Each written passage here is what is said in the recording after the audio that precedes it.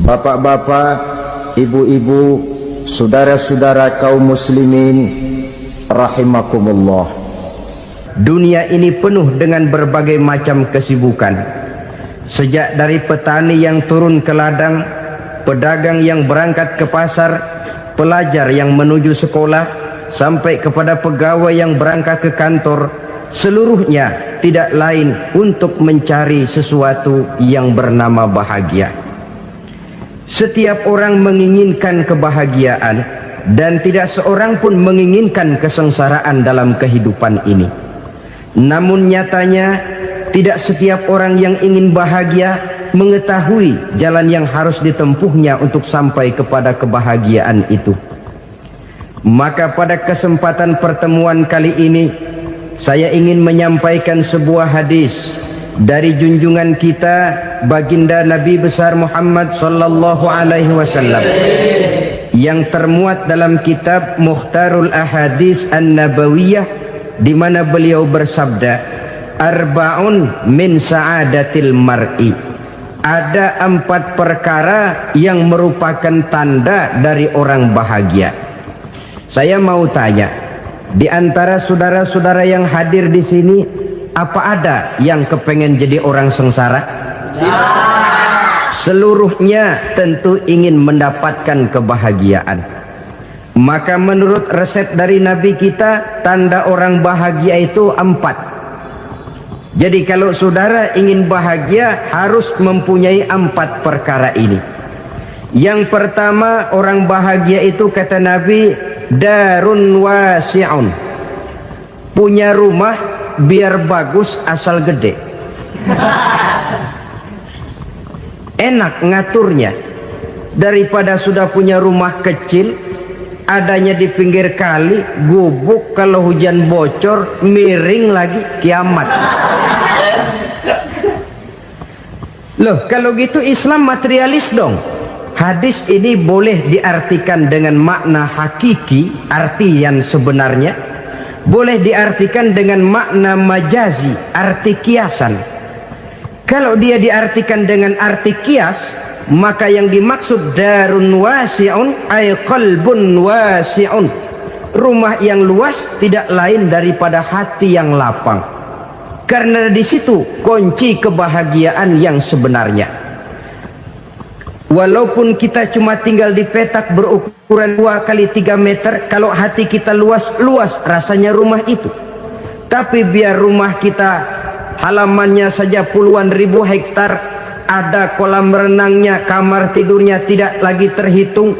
Kalau hati yang menempati rumah itu sempit, maka akan terasa sempit jugalah rumah itu. Tempat bergantungnya tidak lain adalah hati. Marilah kita mencoba melihat berbagai pandangan orang tentang bahagia ini.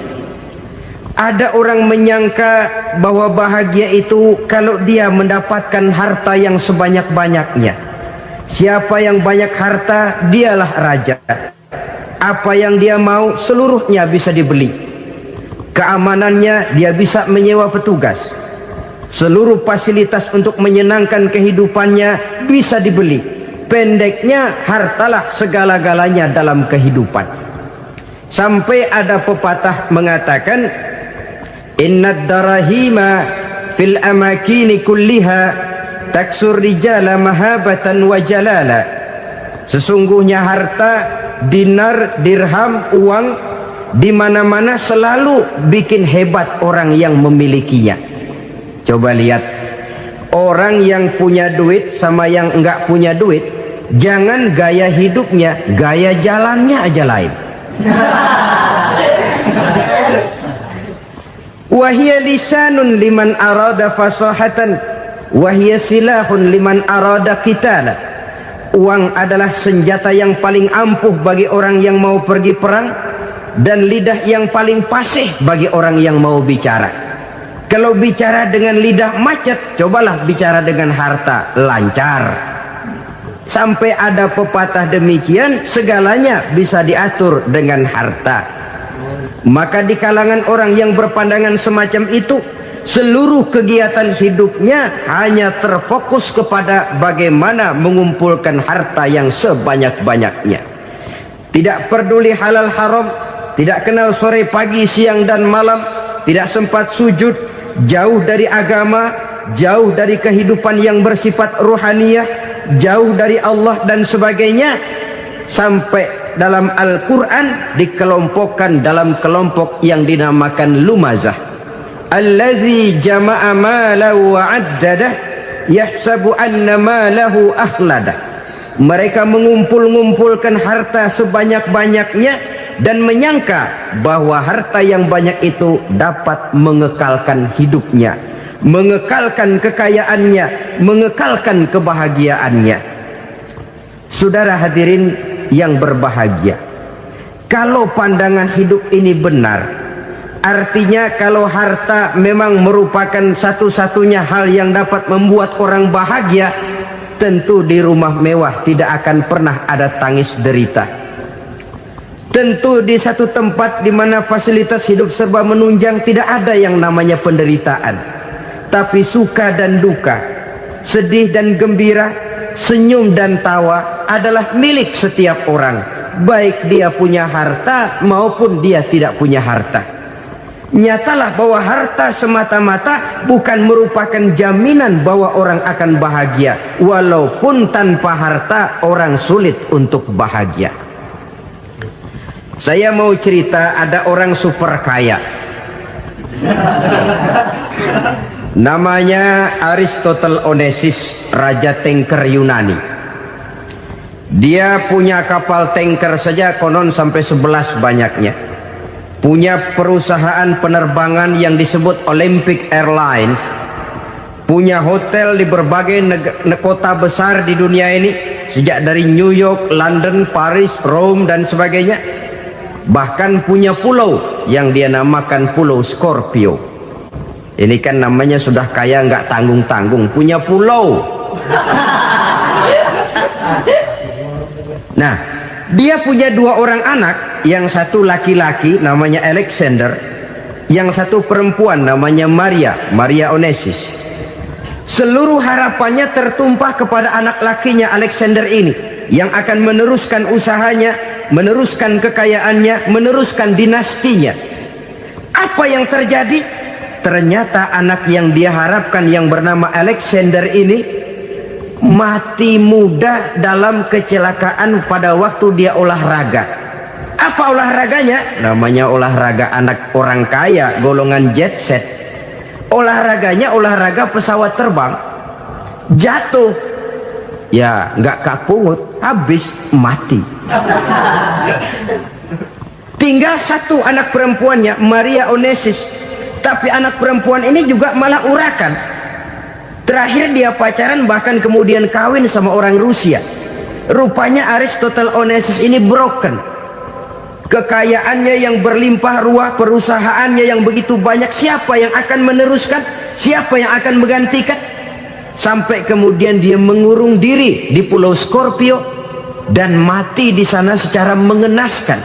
Seorang multi jutawan, seorang yang super kaya, mati menyendiri di pulau sepi. Ibarat kata pepatah, anak ayam mati di lumbung. Bukan kekurangan makanan, keurugan makanan. Begitu kehidupan Aristotle Onesius. Dan banyak orang-orang yang sudah demikian kaya sampai dibingungkan oleh kekayaannya sendiri. Telusurilah kehidupan David Rockefeller misalnya, Henry Ford misalnya, Adnan Khashoggi misalnya. Multi jutawan yang kadang-kadang dibuat keder oleh kekayaannya sendiri. Pantas ketika Imam Ali ditawarkan orang, "Ya Ali, kalau kepadamu disuruh pilih ilmu atau harta, kau pilih mana?" Ya jelas pilih ilmu dong. Kenapa? Pertama, ilmu kalau kita berikan kepada orang lain tambah. Tapi harta kalau kita berikan kepada orang lain kurang. Saudara punya uang 10.000, dibagi orang 5.000, jelas uang saudara berkurang. Tapi saudara punya ilmu, diberikan kepada orang lain bisa, saudara pun makin mantap. Tidak lantas jadi bodoh karena ngajarin orang. Saudara bisa Fatihah lalu mengajarkan orang Fatihah. Orang bisa, saudara pun makin hafal. Tidak lantas setelah diajarin orang ilmunya hilang.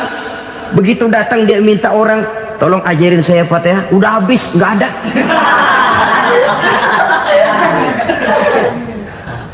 Yang kedua kata Imam Ali, ilmu menjaga kita. Kalau harta, kita yang harus jaga. Makin banyak ilmu, makin terpelihara diri seharusnya. Tetapi makin banyak harta, makin bingung kita jaganya. Sampai kadang-kadang kalau perlu seluruh keliling rumah dipasangi alarm. Belum cukup disewakan anjing besar-besar, pasang di depan pintu, awas anjing galak. Masih belum cukup juga, cari centeng tukang-tukang kepruk jaga rumah. Masih terasa belum aman, padahal rumahnya dikelilingi tembok besar. Di balik tembok ada pintu-pintunya tebal. Di balik pintu itu terbuka masuk kamar, kamar pun ada pintunya, pintunya pun kuat. Masuk ke dalam kamar ada lemari, lemarinya pun pintunya kuat, dikunci, kuncinya pun kuat. Tapi terhadap seluruhnya yang timbul cuma sekedar was-was saja. Kesimpulannya sekali lagi, tanpa harta orang memang sulit untuk bahagia. Tapi harta semata-mata tidak merupakan jaminan orang akan bahagia. Dengan hati yang luas, itu modal utama untuk mencapai kebahagiaan hidup. Orang yang hatinya luas, saudara-saudara, punya hati yang lapang, melihat kenyataan hidup ini, dia bersyukur senantiasa kepada Allah. Lantas tidak timbul hasud dan iri hatinya. Oleh karena itu, jiwanya selalu lapang. Kalau tidak, cupik hati namanya. Dangkal pandangan, tidak senang melihat orang lain dapat nikmat, dan itu sering dijadikan contoh. Kalau orang yang lapang dada, dia lihat tetangganya beli TV baru, dia berkata, alhamdulillah ya, tetangga kita beli TV, mudah-mudahan kita bisa ikut nonton. Lapang dadanya. Tapi orang yang sempit hati, lihat tetangga beli televisi, meriang. Enggak diapa-apain, meriang. Besoknya dengar tetangga beli motor, makin sakit, ke rumah sakit. Lalu di rumah sakit dengar tetangganya beli mobil, mati. Disiksa oleh perasaannya sendiri. Orang kalau hati sudah sempit dalam hidup, kemanapun dia pergi, sempit rasanya medan kehidupannya.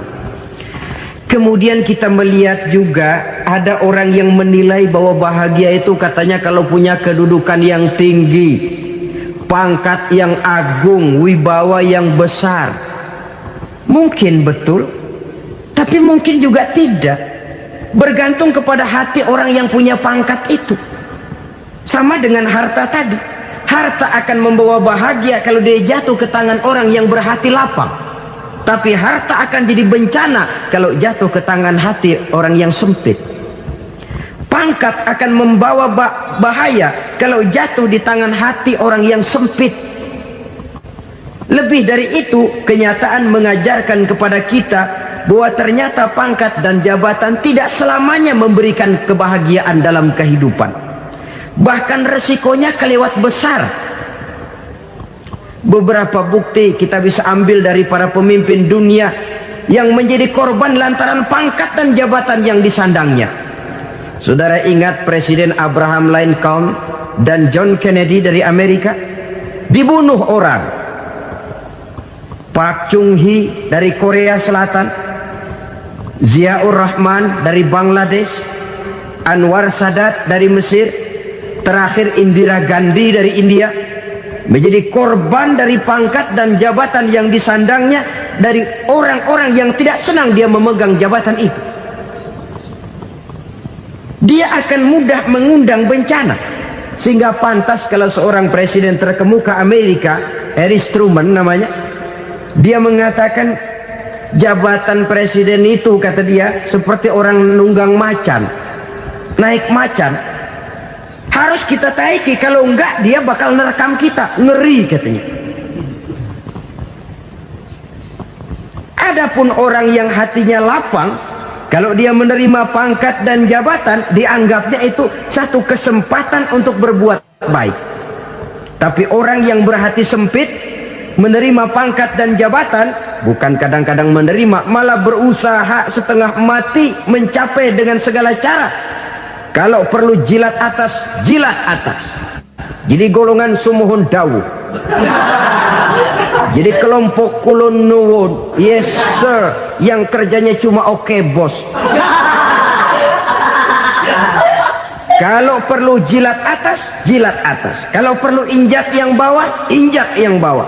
Perlu sikut kiri kanan, sikut kiri kanan. Yang penting pangkat dapat, jabatan dapat. Orang yang semacam ini, kalau sudah mempunyai pangkat dan jabatan, biasanya dia tidak menganggap itu sebagai amanah, tidak menganggap sebagai kesempatan berbuat baik, tapi malah kesempatan untuk memperturutkan hawa nafsunya yang dilatar belakangi oleh kesempitan hatinya tadi. Apalagi kalau orang memperoleh pangkat karena banyak mengeluarkan uang, seakan-akan pangkat dan jabatan itu sekarang macam proyek pakai tender. Siapa yang berani bayar segini naik, nggak berani minggir.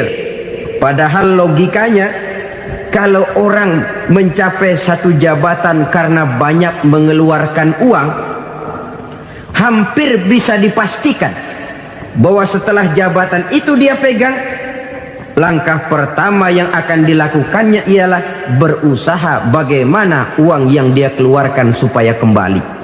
Ya paling kurang pulang modal dulu dong. Soal mikirin rakyat soal nanti, tapi ini modal harus pulang. Itu celakanya kalau orang memperoleh pangkat dan jabatan cuma karena banyak mengeluarkan uang.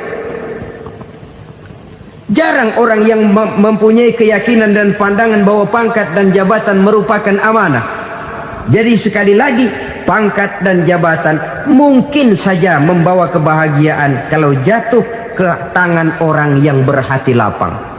Tapi bisa jadi bencana kalau dia jatuh ke tangan orang yang mempunyai hati yang sempit. Dan lagi-lagi stresnya hati yang lapang. Lalu sebagian orang, saudara, ada yang berpandangan katanya bahagia itu kalau jadi orang terkenal, mempunyai popularitas, menjadi idola di kalangan remaja, di kalangan orang tua, di segala lapisan masyarakat. Padahal makin populer orang, makin terikat dia. Ya kalau macam kita ini kan nggak punya nama, nggak populer, tengah malam buta mau nongkrong di warung Tegal aman. Tapi pangkat, jabatan, kedudukan, popularitas menyebabkan kita diikat dengan berbagai macam peraturan. Cuma mandi sama ke WC saja yang nggak dikawal.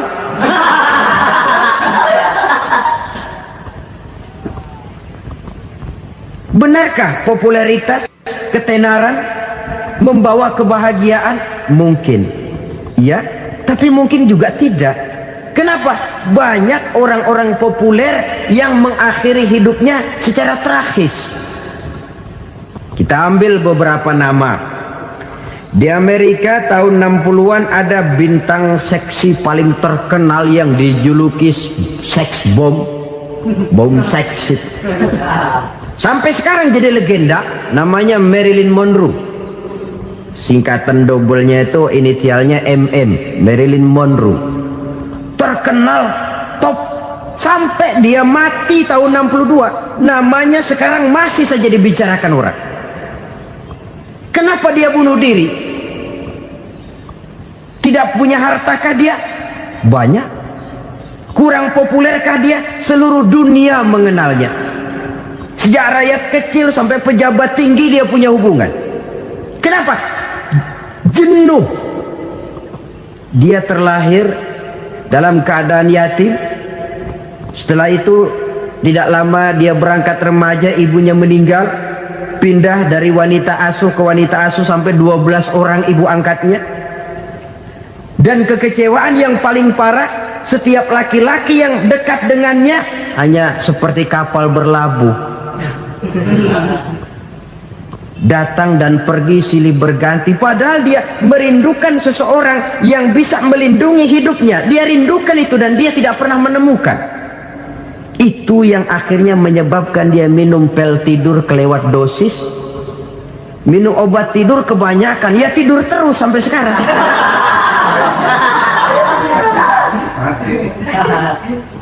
Dia mengakui, saya telah memiliki ketenaran, tapi saya tidak pernah hidup dalam ketenaran itu.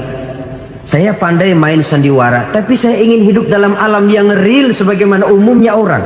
Itu yang dia rindukan. Menyusul jejak yang namanya Marilyn Monroe ini, Billie Holiday, saudara kenal tentu, di rumah sakit dirawat. Dia juga minum obat overdosis, mati lagi.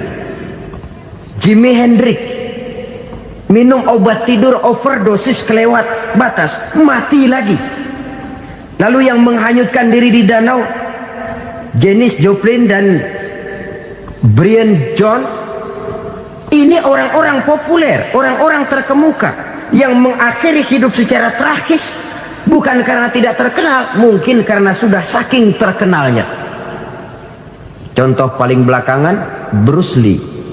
Wah, ini tukang-tukang keprok tentu kenal siapa dia. Sampai sekarang pun tabir kematiannya masih merupakan misteri. Dan yang masih hidup juga menunjukkan gejala yang aneh. Michael Jackson, rumahnya di Beverly Hills itu dijaga sedemikian rupa, dan dia selalu curiga kepada setiap makanan harus steril, bersih dari segala macam kimia. Kemana dia pergi, itu tukang-tukang keprok sudah selalu menjaga dan mengawal, dan dia seakan takut menunjukkan mukanya yang asli. Hingga kalau tampil ke tengah di luar show, dia kadang memakai pakaian yang tidak menunjukkan dia yang sebenarnya, takut dikenali orang. Ternyata popularitas sering jadi momok yang meracuni kehidupan manusia. Oleh karena itu, benarlah junjungan kita pada saat beliau mengajarkan orang akan bahagia kalau dia mempunyai hati yang lapang. Nah, sekarang masalahnya untuk mendapatkan hati yang lapang, caranya bagaimana? Kita kembali kepada konsep Quran. Allah mengajarkan, ala inna bi dzikrillahi tatmainnul qulub. Ketahuilah bahwa dengan banyak mengingat Allah, hati akan tenang, jiwa akan lapang. Dengan kata lain, dekat dengan agama, merasakan kehadiran Allah dekat dalam hidup, itu muara pertama untuk mencapai hati yang lapang. Ala inna bi dzikrillahi tatmainnul qulub. Jangan macam orang sekarang ingin mendapatkan ketenangan lalu tapak di puncak gunung, di gua-gua, di tempat sepi. Iyalah kalau nggak ada ular. Kalau tergigit ular berbisa, ketenangan belum, mati jelas itu. Islam positif untuk mendapatkan ketenangan. Ala inna bi dzikrillahi tatmainnul qulubi. Bahwa ketahuilah bahwa dengan banyak mengingat Allah, hati akan tenang, jiwa akan lapang, nuansa pikiran akan luas. Karena yang namanya bahagia ada dimanapun manusia berada.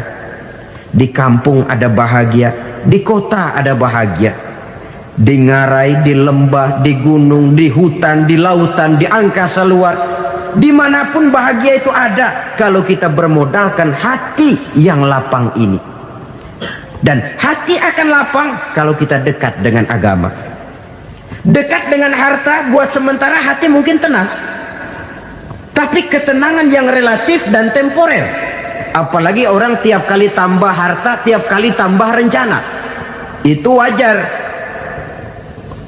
Mungkin sebelumnya saudara berpikir, kalau punya duit 5.000 enak nih. Begitu punya duit 5.000, aduh sayang kalau 10.000 aja. Tiap kali tambah harta, tiap kali lain rencana. Makin banyak rencana, makin menjauhkan kita dari yang namanya ketenangan. Padahal ketenangan merupakan unsur utama untuk mencapai bahagia. dan ketenangan itu bermuara dalam hati manusia. Tengoklah kehidupan ini. Orang yang banyak harta dengan orang miskin, berbedakah rasa sakit yang mereka tanggungkan? Rasanya tidak. Walaupun si kaya tidur di kasur empuk berselimutkan sutra mahal, sementara si miskin meringkuk di balai bambu yang keras dan kasar. Apabila maut datang, dia juga tidak pernah pilih bulu. Maut datang menjemput si kaya di singgasana keemasannya, dikelilingi oleh para pengasuh, dayang dan idang serta para pengawal. Dan maut pun datang menjemput si miskin papa, sehingga ia tergelepar di tepian jalan. Kedua-duanya bernama mati. Kalau nyata bahwa sakit yang ditanggung si kaya tidak beda dengan sakit yang ditanggung si miskin, bukan harta semata yang membuat orang bahagia.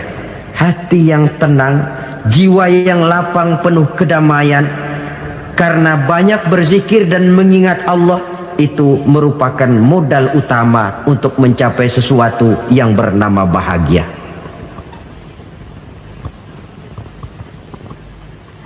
Saudara hadirin yang saya hormati, inilah yang pertama dari 4 ciri yang digambarkan oleh Nabi tentang tanda-tanda orang bahagia. Dan harus berangkat dari yang pertama ini, hati yang lapang. Ini yang harus kita miliki lebih dahulu. Baru nanti akan menyusul kepada poin yang ketiga, kedua, dan selanjutnya. Sebab kalau hati sudah terisi dengan jiwa yang lapang, seluruh persoalan insya Allah akan bisa kita atasi dengan sebagaimana mestinya.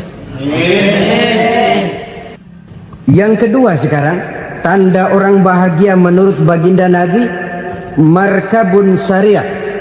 Orang bahagia itu, kata beliau, punya kendaraan biar cepat asal lancar.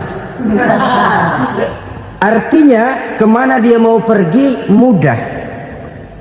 Apa maksud hadis ini? Kalau kita kaji lebih dalam, kendaraan itu kan alat transportasi. Transportasi tidak lain adalah usaha memudahkan komunikasi.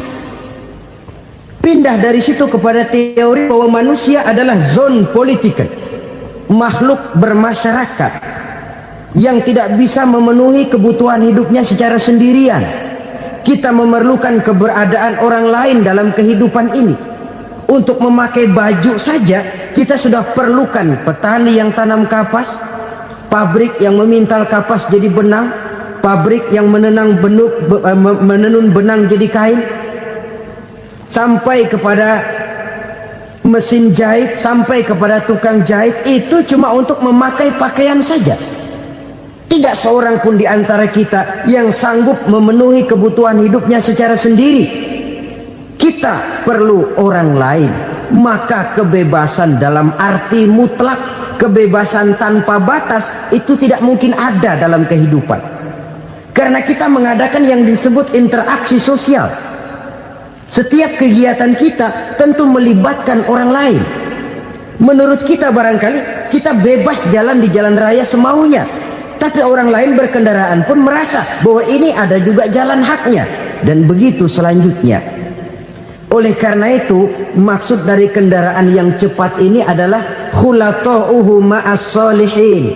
Lingkungan pergaulannya terdiri dari orang-orang soleh. Pergaulannya luas. Kemana dia pergi ada temannya. Kesulitannya ada tempat dia cerita. Dan kesulitan kalau sudah diceritakan kepada orang lain, taruh kata orang itu tidak bisa menolong, namun menceritakannya kepada orang yang kita percayai, kan paling kurang sudah mengurangi beban jiwa, mengurangi tanggungan batin, merasa masih ada tempat kita cerita. Maka lebih baik orang awam yang mau bergaul ketimbang orang setengah alim tapi ngunci pintu. Sebab nantinya akan timbul sikap picik, cupik pandangan, dan tidak luas menghadapi kenyataan dalam kehidupan ini. Namun yang harus kita garis bawahi, pergaulan memang mesti luas. Namun jangan sekali-kali lupa bahwa pergaulan sangat besar pengaruhnya dalam ikut membentuk kepribadian manusia. Sehari-hari bisa kita bilang kalau kita dekat sama tukang minyak wangi, sekalipun nggak dibagi minyaknya, baunya tentu dapat. Betul? Tapi dekat sama tukang elas, walaupun nggak kena apinya, asapnya mesti kena. Kalau Syauqi mengatakan lebih jelas lagi, man asyaral asrafa asa musyarrafan wa muasyiral anzali ghairu musyarrafin. Awalam taral jildal hakira muqabbalan bisagri lamma sara jildal mushaf. Siapa yang bergaul dengan orang mulia, dia bakal ikut menjadi mulia. Tapi siapa yang berteman dengan orang hina, dia tidak bakal ikut menjadi mulia. Tidakkah kau lihat, kata Syauqi, kulit kambing yang hina pun dicium orang ketika menjadi kantong Quran. Kulit kambing hina, kalau dia sendirian gak ada yang mau cium. Tapi begitu dia bergaul dengan Quran, menjadi kantong Quran, dipakein minyak wangi, ditaruh di tempat yang tinggi, mau diambil dicium dulu, dibawa dengan penuh hormat dan hati-hati. Kulit kambing yang hina lantaran berteman dengan Quran, numpang mujur. Tapi coba lihat kalau kulit kambing berteman dengan kayu, jadi beduk, habis. Zohor dikemplang, asar dipukul. Itu pun sedikit saja, cuma salah milih teman. Yang temannya Quran dihormati orang, yang temannya kayu lantaran jadi beduk, gelap-gelap subuh orang udah kemplangnya.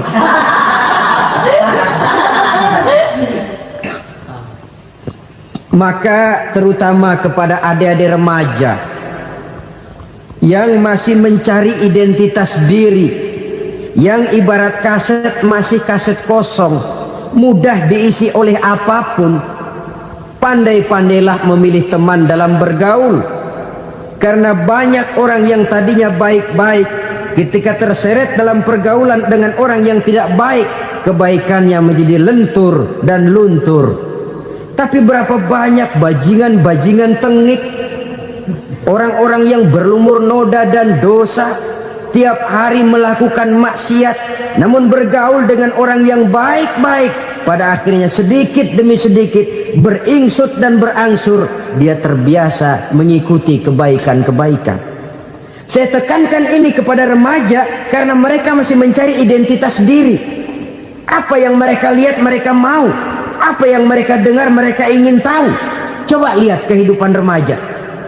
Pulang nonton film Rambo, pengen jadi Rambo, gagah, maunya belekai melulu. Pulang nonton film Superman, pengen bisa terbang. Pulang nonton India, nyanyi melulu. Wajar, mereka masih mencari identitas diri. Saya ini sebenarnya siapa? Lingkungan, pergaulan akan membentuk itu. Karena itu pandai-pandailah bergaul, karena ia sangat besar pengaruhnya dalam ikut membentuk kepribadian manusia. Apalagi sifat yang jelek lebih cepat menularnya ketimbang sifat yang baik. Sifat yang baik, watak yang soleh itu lambat sekali untuk menular. Tapi yang tidak baik, kan prosesnya mah kalau remaja biasanya mula-mula dengar. Karena dengar lalu pengen tahu. Karena pengen tahu lalu ngeliatin. Begitu ngeliatin kan pengen nyobain. Setelah nyobain ketagihan. Nah, ini prosesnya. Yang namanya ganja, morfin, narkotik, awalnya kan begitu. Mula-mula dengar, katanya kalau sudah fly to the sky, sudah melayang ke langit, katanya disitulah puncak kebahagiaan. Mulanya cuma dengar. Karena dengar pengen tahu. Karena pengen tahu lalu ngeliat, kumpul sama orang yang suka ngeganja. Setelah ngeliat, lah pengen ngerasain.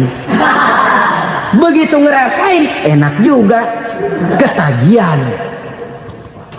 Kalau sudah ketagihan jadi penyakit kronis, bisa merembet kepada yang lain. Iya, kalau orang tuanya mampu untuk beli morfin, beli ganja. Kalau tidak kan pikirannya ngayap, jemuran siapa ya gue sabet.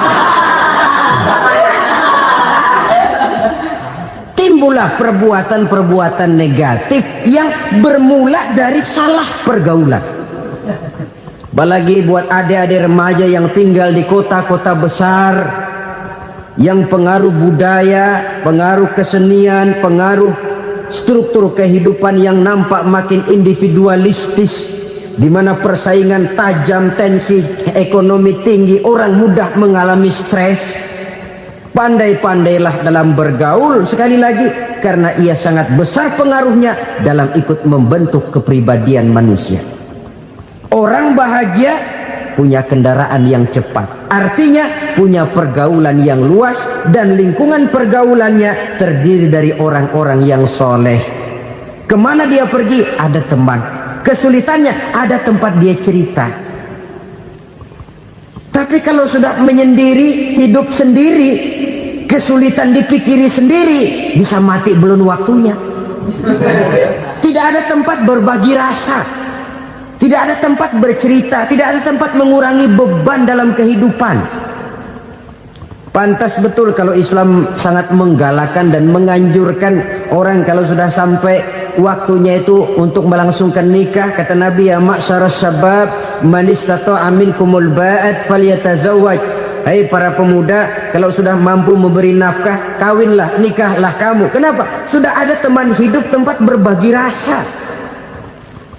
Kesulitan kalau ada tempat cerita akan lebih ringan ketimbang kita telan sendiri, walaupun bobot kesulitannya sama beratnya. Saudara-saudara kaum muslimin rahimakumullah, inilah ciri yang kedua, punya kendaraan biar cepat asal lancar. Kemana kita mau pergi gampang. Dengan kata lain, setelah hati yang luas, pergaulan yang luas. Dua. Yang ketiga sekarang, tanda orang bahagia itu menurut Nabi, misbahun mudhi'un, punya lampu yang terang. Oh, itu enggak problem. Sekarang sudah zamannya listrik masuk desa, Pak. Lampu sudah terang semua. Betul, kalau itu yang dimaksud.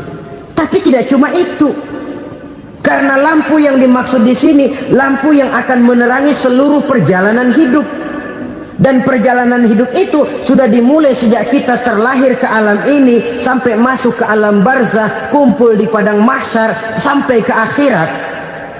Lampu yang menerangi itu yang diperlukan. Kalau lampu, katakanlah yang paling top sekarang kan lampu jenis Mercury. Taruhlah itu di rumah kita, dia cuma menerangi rumah kita, menerangi hati pun tidak sanggup. Bila kita masuk ke alam barzah, alam kubur, sanggupkah si Mercury yang begitu terang menerangi alam barzah kita? Tidak sanggup lagi. Sanggupkah lampu yang ratusan watt, bahkan puluhan ribu watt menerangi kehidupan di padang mahsyar? Tidak akan sanggup lagi. Kalau demikian, yang dimaksud lampu yang terang di sini apa? Tidak lain amal soleh, kebajikan yang kita lakukan dalam hidup. Itu yang akan jadi lampu penerang. Di dunia nama kita akan terang, jasad kita boleh hancur terkubur tanah, tapi nama kita akan dikenang orang. Begitulah kalau orang meninggalkan kebajikan dalam hidup seperti sekarang. Ribuan orang tiap saat berziarah ke kubur Imam Syafi'i, ke kubur Imam Malik, ke kubur Imam Ghazali, ke kubur orang yang baik-baik, orang yang soleh-soleh. Kebajikannya yang ditinggalkan, yang mengukir namanya dengan tinta emas. Sehingga saudara sudah terbaring di alam kubur, orang lewat, Allah, ini kuburannya Fulan bin Fulan, dulu ini kebaikannya Masya Allah, saya ikut merasakan. Mari kita mampir sebentar, kita Fatihah, mohon disampaikan Allah pahalanya kepada almarhum. Al-Fatihah. Itu kalau orang baik-baik. Lalu saudara tanya, Pak, orang mati dikirimin Fatihah apa nyampe pahalanya? Saya jawab, kalau saudara nggak percaya, mati dulu dah. Nanti saya Fatihain, tungguin di sana, umpama nggak sampai balik lagi kemari. Sekarang ini kan maunya otak-otakan saja, kalau nggak masuk otak nggak percaya. Padahal alam gaib itu nggak bisa diotak-otakin. Sama saja dengan saudara pernah dengar cerita kapal Tampu Mas tenggelam tak? Pernah nggak? Di mana? Ya, di laut Masalembo. Begitu ke Tampu Mas tenggelam, ratusan penumpang itu terjun ke laut, dipermainkan gelombang, berjuang menghadapi maut itu. Orang lagi timbul tenggelam di lautan, dihantam ombak, kita tengokin pakai helikopter. Pak, lagi timbul tenggelam ya? Iya, tolongin. Jangan khawatir Pak, nih saya kirim intan Pak, harganya 10 juta. Kira-kira orang yang timbul tenggelam di laut seneng nggak? Tidak. Kan mahal toh intan 10 juta. Kenapa dia nggak senang? Karena intan 10 juta dalam kondisi seperti itu tidak sanggup menyelamatkan dia. Dia akan girang kalau dikirimin ban mobil bekas, dikirimin papan terentang atau bambu.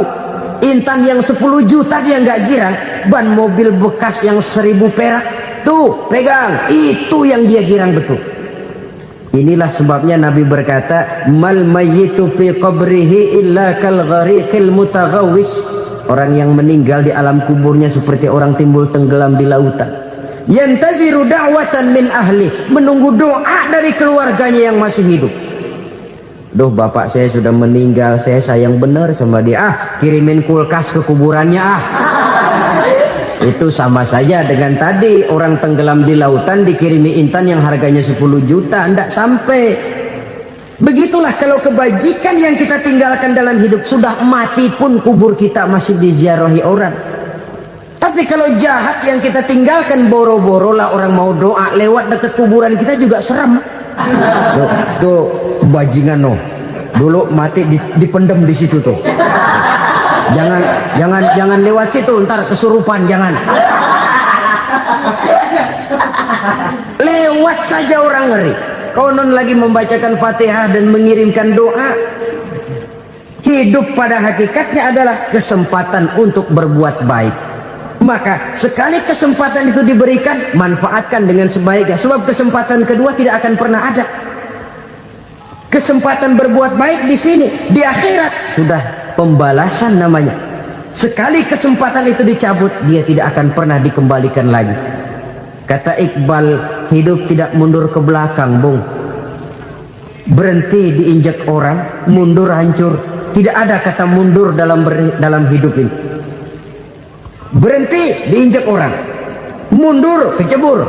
Tidak ada kata lain, harus maju dalam kehidupan dalam artian yang positif.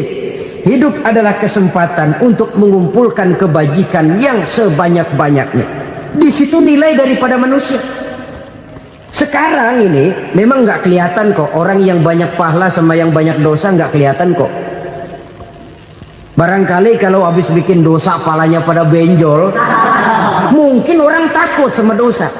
Tapi sekarang sama saja, orang yang banyak dosa dengan yang nggak banyak dosa jalan bareng dari belakang, sama, nggak kelihatan beda.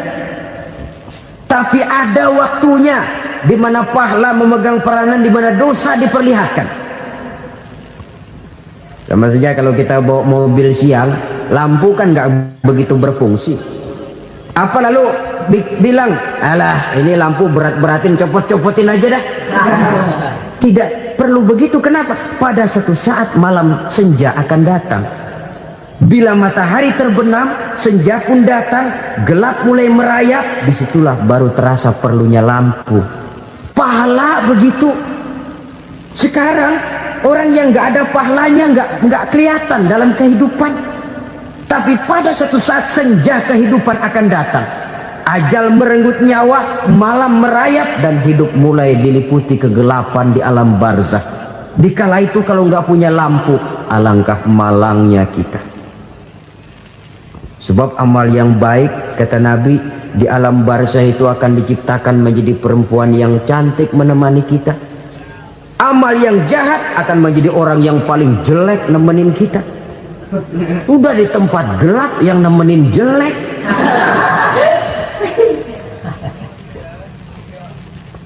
Kaum muslimin rahimakumullah. Kalau demikian masalahnya, tergantunglah kita pandai memanfaatkan waktu. Al-waktu kasayf, waktu itu cepat sekali. Yang namanya waktu itu tahu-tahu. Tahu-tahu udah tahun 87. Tahu-tahu udah begitu. Tahu-tahu yang kemarin anak-anak, sekarang udah pada punya anak. Tahu-tahu saja itu. Begitu cepat waktu berlalu. Kalau tidaklah pandai kita memanfaatkannya, akan rugi kita. Nabi bersabda, man kana yaumuhu khairun min amsihi fahuwa rabih. Barang siapa yang hari ini lebih baik daripada hari kemarin, itu orang untung. Hari ini lebih baik daripada kemarin, bulan ini lebih baik dari bulan kemarin, tahun ini lebih baik dari tahun kemarin, itu orang yang beruntung. Tahun kemarin sembahyangnya maghrib doang, sekarang udah tambah isya. Tahun kemarin cuman Idul Fitri aja ngancem bener, sekarang udah tambah Jumat, lalu tambah lagi maghrib, tambah lagi isya, dan selanjutnya. Hari ini lebih baik daripada kemarin, itu orang yang beruntung. Wa man kana yaumuhu mislu amsihi fahuwa khasir. Lalu barang siapa yang hari ini sama saja dengan hari kemarin, itu orang rugi. Hari ini sama dengan kemarin, rugi itu. Bulan ini begitu, bulan kemarin begitu, tahun ini begitu, tahun lalu juga begitu. Rugi itu orang. Rugi apa? Rugi umur. Umur tambah, amalan gak pernah tambah. Dan saya pikir lebih merupakan azab ketimbang nikmat kalau orang dikasih panjang umur cuma untuk numpuk dosa. Mending mana? Panjang umur banyak dosa sama pendek umur dikit dosa? Mending mana? Mending mana? Ya, paling mending tentu panjang umur banyak pahala. Tapi kalau tidak, sekali lagi, lebih merupakan azab ketimbang nikmat kalau orang diberikan panjang umur tapi cuma untuk sekedar menumpuk dosa. Kehilangan kesadaran bahwa dunia bukan terminal akhir dari satu perjalanan. Dia cuma halte di mana kita berhenti sebentar untuk menuju kepada terminal yang hakiki. Saudara-saudara kaum muslimin rahimakumullah, inilah lampu yang akan menerangi kehidupan, amal yang kita lakukan di dalam kehidupan. Jadi yang dimaksud dengan lampu yang terang, kebajikan yang kita kerjakan dalam hidup. Nah, setiap orang di awal tadi saya bilang ingin bahagia. Bahagia itu kan hakikatnya kumpulan senang dan selamat. Senang, selamat. Apa bedanya? Senang tapi tidak selamat, nggak bahagia. Selamat tapi nggak senang, nggak bahagia orang. Contoh, kalau orang korupsi, duitnya banyak, senang dia, tapi keselamatannya. Ada tentara baris di samping rumahnya udah bingung, padahal tentara latihan. Tentara cuma latihan, dia bingung. Senang, tapi karena keselamatannya tidak terjamin, dia tidak bahagia. Sebaliknya pegawai negeri jujur benar, cuma segaji-gajinya, selamat nggak korupsi tapi melarat, ya nggak bahagia juga, kurang senang. Kesenangan dan keselamatan untuk dunia saja, ya sekali lagi, kalau cuma sekedar untuk dunia saja, bisa dibeli pakai uang, bisa dibeli pakai uang. Saudara ingin selamat, bisa dibeli pakai uang. Saudara ingin senang, bisa dibeli dengan uang. Tapi setelah mati masuk ke alam barzah, habis kekuasaan uang. Nggak bisa lagi beli keselamatan pakai uang, tidak mungkin lagi membeli kesenangan dengan uang. Di situ pahala yang megang peranan. Makin banyak pahala, makin banyak saham untuk membeli kesenangan dan keselamatan, untuk memperoleh yang namanya bahagia. Dan jangan lupa loh, di alam barzah kita nggak sebentar, menunggu datangnya kiamat. Loh iya, kalau kita begitu dikuburin terus kiamat datang, untung. Tapi kalau masih harus 1000, 2000, puluhan ribu tahun yang akan datang, dalam satu penantian yang begitu lama, tanpa saham untuk memperoleh kebahagiaan, satu kemalangan yang tidak ada pernah putus-putusnya. Janganlah tergelincir oleh kebahagiaan sebentar yang menipu dengan mengorbankan kebahagiaan hakiki yang berjangka panjang. Apa artinya senyum sejenak kalau harus ditebus dengan tangis seumur hidup? Biarlah kita minum jamu, pahit memang, getir memang, tapi kan besok badan sehat. Daripada sekarang minum sirup, manis memang, enak memang, tapi bibir pada jontor besoknya.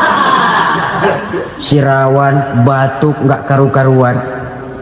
Banyak orang tertipu oleh kesenangan yang sebentar, padahal laisa kullu ma yalma'u zahaban. Belum tentu semua yang berkilat itu emas, belum tentu semua yang gemerlap itu intan.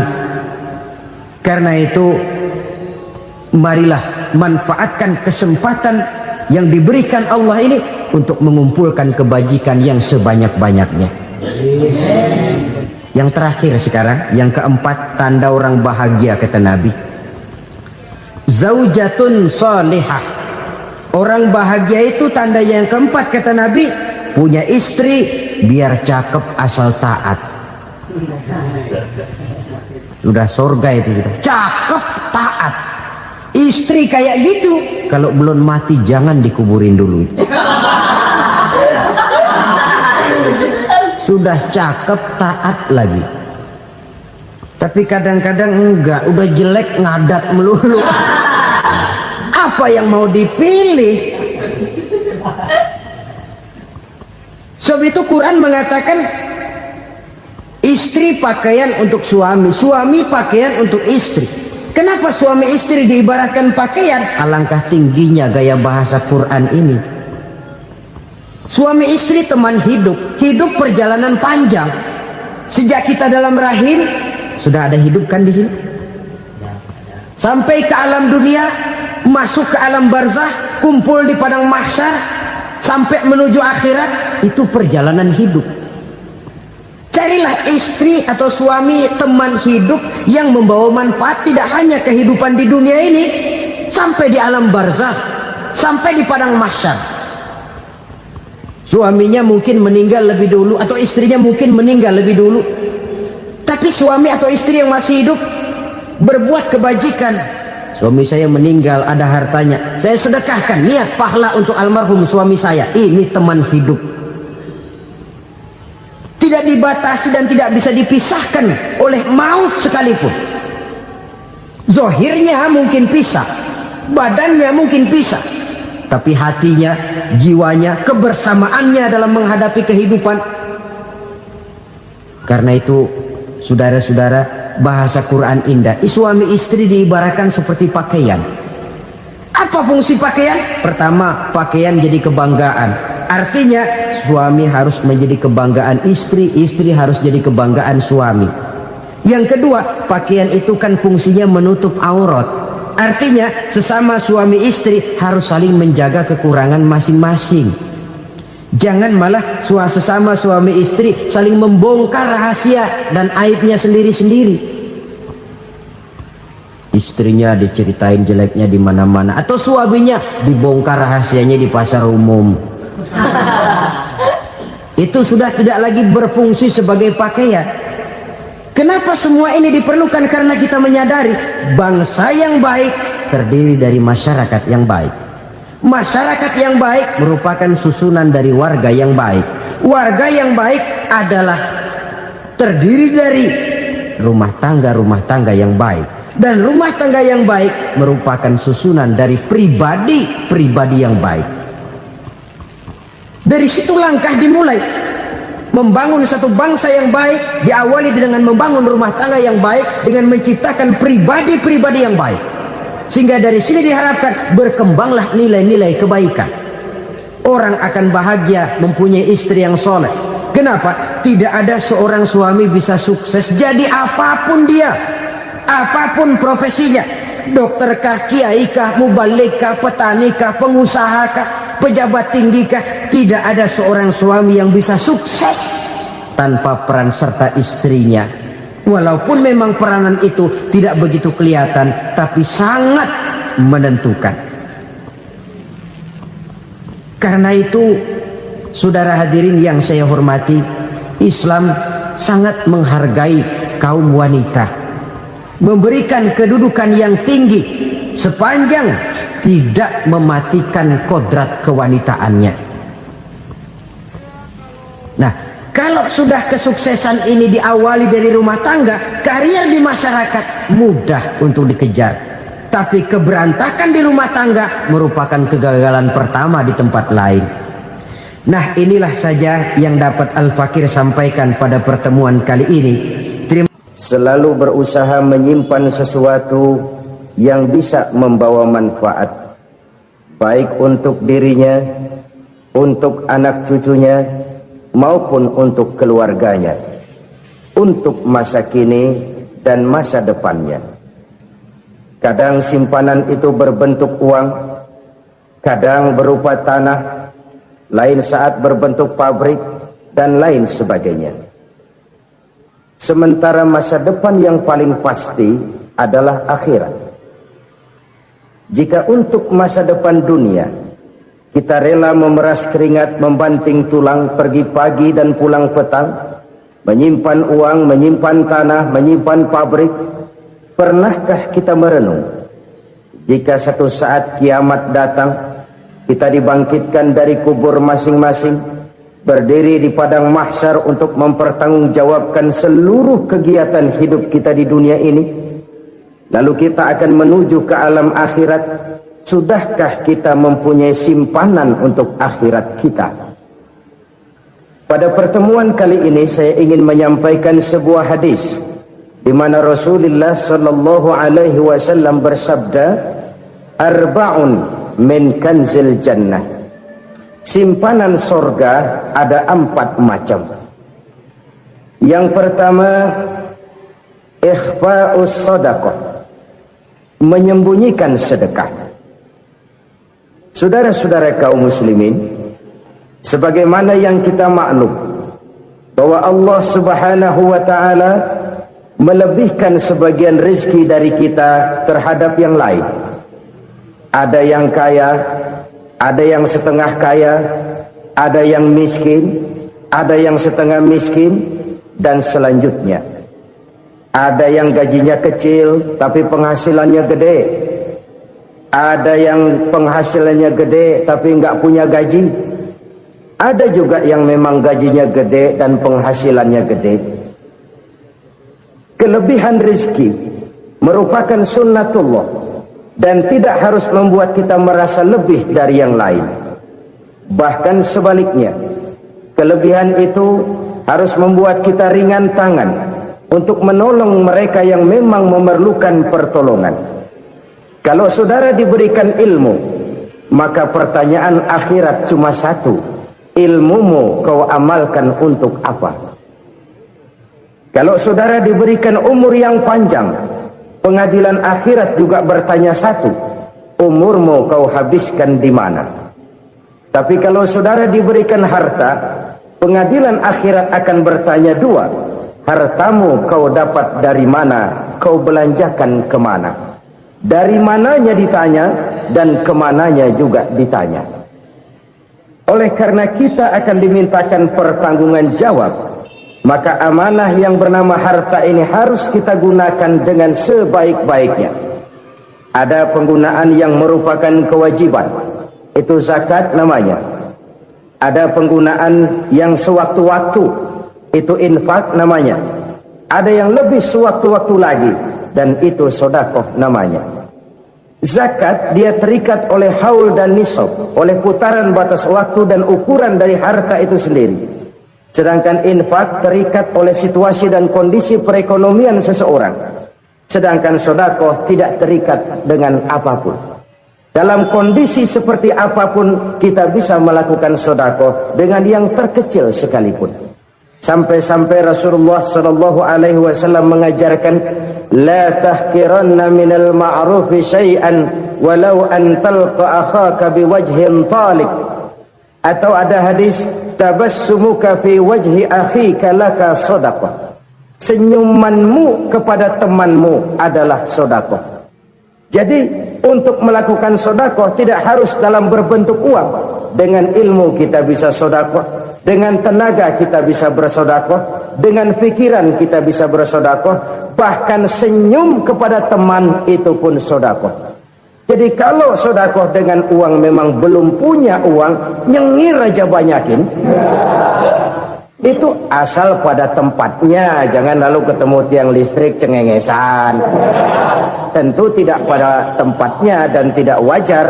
Nah, sedekah yang paling dicintai Allah adalah sedekah yang disembunyikan. Artinya, jauh dari sifat riya.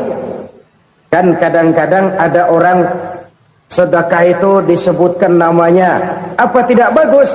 Kalau memang niatnya ikhlas, ya bagus-bagus saja. Untuk memberikan sugesti kepada yang lain. Si Fulan bin Fulan nyumbang sekian, diumumkan. Boleh kalau niatnya untuk memberikan rangsangan kepada yang lain supaya dia menyumbang lebih besar dari orang tadi. Tapi kalau itu mendatangkan riya, maka sedekah yang paling dicintai Allah adalah sedekah yang disembunyikan. Tangan kiri saja tidak tahu apa yang diberikan oleh tangan kanan. Sedekah yang dilakukan dengan ikhlas akan merupakan perbendaharaan surga, tersembunyi dari pandangan orang lain, tidak seorang pun tahu. Karena memang sikap yang baik adalah melupakan kebaikan dan mengingat kesalahan. Itu salah satu ciri orang bahagia. Orang yang selalu mengingat kesalahannya dan berusaha melupakan segala kebaikannya.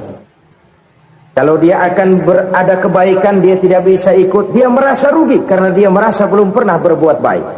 Tapi kalau akan melakukan kesalahan baru, dia ingat kesalahan yang sudah-sudah, sehingga terhalang baginya untuk melakukan satu kesalahan baru. Demikianlah saudara-saudara, bahwa Allah melebihkan rizki sebagian kita dari yang lain, agar terjadi tolong-menolong dalam kehidupan ini. Jadi kesenjangan yang nature, kesenjangan yang alami, itu sunnatullah. Ada yang kaya, ada yang miskin, ada yang kelas menengah. Nah, kenapa lalu sekarang kita berusaha mengentaskan kemiskinan? Oleh karena adanya kesenjangan struktural. Kalau yang kaya bisa semakin kaya, kenapa yang miskin tidak bisa naik jadi ikut sedikit kaya? Sebab pada dasarnya Islam adalah agama yang sejak turunnya sudah berupaya memerangi kemiskinan. Bahkan dikatakan kemiskinan itu mendekatkan kepada kekufuran. Orang kalau miskin udah dekat banget sama kafir. Gampang menjadi kafir. Berapa banyak saudara-saudara kita yang oleh karena soal perut, oleh karena soal materi, terpaksa meninggalkan dan menanggalkan akidahnya. Menjual petunjuk yang diberikan Allah dengan kesenangan dunia yang cuma sebentar ini. Na'udzubillah, summa na'udzubillah. Jadi makin kita sembunyikan satu sedekah, semakin banyak perbendaharaan kita di surga. Sedekah yang paling dicintai Allah adalah sedekah yang disembunyikan. Malahan ada seorang sufi, dia punya kebiasaan kalau pergi sholat Jumat dia bawa uang, itu uang dia taruh di bawah tikar masjid. Dia niat sedekah kepada siapa saja yang nemuin itu duit. Maksudnya apa? Supaya yang nemuin nggak tahu siapa yang punya duit. Demikian dia saking ingin menyembunyikan sedekahnya.